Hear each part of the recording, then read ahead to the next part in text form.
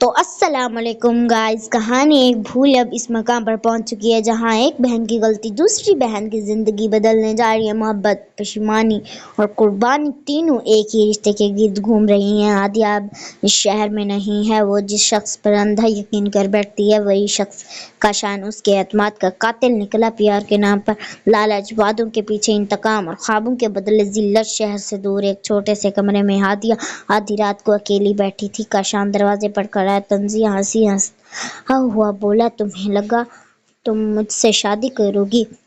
ये शादी नहीं, सिर्फ बदला है। तुमने मेरे दुश्मन की इज्जत लुटाई थी, अब मैंने तुम्हारा सुकून। हादिया की आंखों से आंसू बहने लगे। वो कहती है, काशान मैंने तुमसे सच्ची मोहब्बत की थी। काशान का लहजा पत्थर सा था। मोहब्बत तुम्हारे जैसे लोगों के लिए मोहब्बत सिर्फ जिद है। अब तुम वही भुगतोगी जो तुम्हारे बाप ने कभी मेरे साथ किया था। इस रात हादिया का दिल ही नहीं टूटा, उसकी जिंदगी भी बदल गई। काशान उसने उससे तन्हा छोड़ दिया। हादिया अब गली गली दर बदर है, भूखी प्यासी नादम, सिर्फ एक सवाल के साथ, काश मैं वापस जा सकती। इधर घर में सरार साहेब हर लम्हा टूट रहे हैं। इज्जत रिश्ते सब हाथ से निकल चुके हैं। मोहल्ले वाले बातें करने लगे और वो शर्मिंदगी से बोझ तले दब गई। आशिर और उसकी माँ सरोर बेगम अब रिश्ता खत्म करने का फैसला कर चुके थे, मगर अचानक आशिर के वालिदैन के सर सरार साहब एक उल्तजा भरी आवाज में कहते हैं, अगर बतूल मेरा बार रख ले, अगर वो ये रिश्ता निभा ले तो शायद मैं लोगों के ताने झेल सकूं। बतूल ने ये बात सुनी और उसके दिल में तूफान उठा।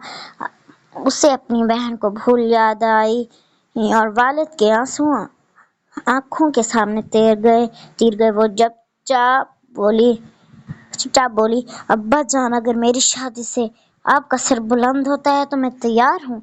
सरूर बेगम हैरान हो गई। आशिर ने सर झुका लिया और खामोशी छा गई।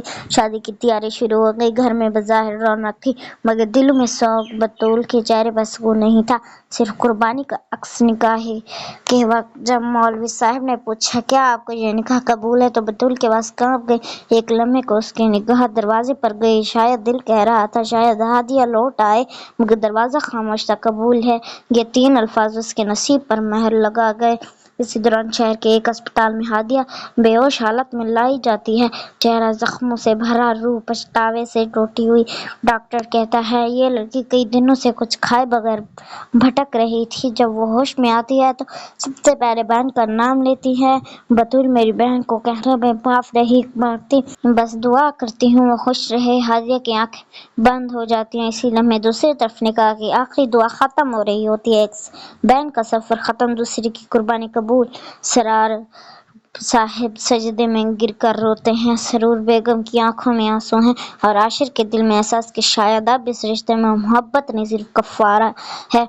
बतूल की शादी हो चुकी है, मगर उसकी मुस्कुराहट के पीछे एक लाश दबी है, अपनी बहन हादिया की भूल की लाश। अगली किस्त में देखिए कि आशिर बतूल को सचमुच कबूल कर पाएगा। क्या हादिया जिंदा है या मौत को गले लगा चुकी है, और क्या काशान अपनी सजा से बच जाएगा?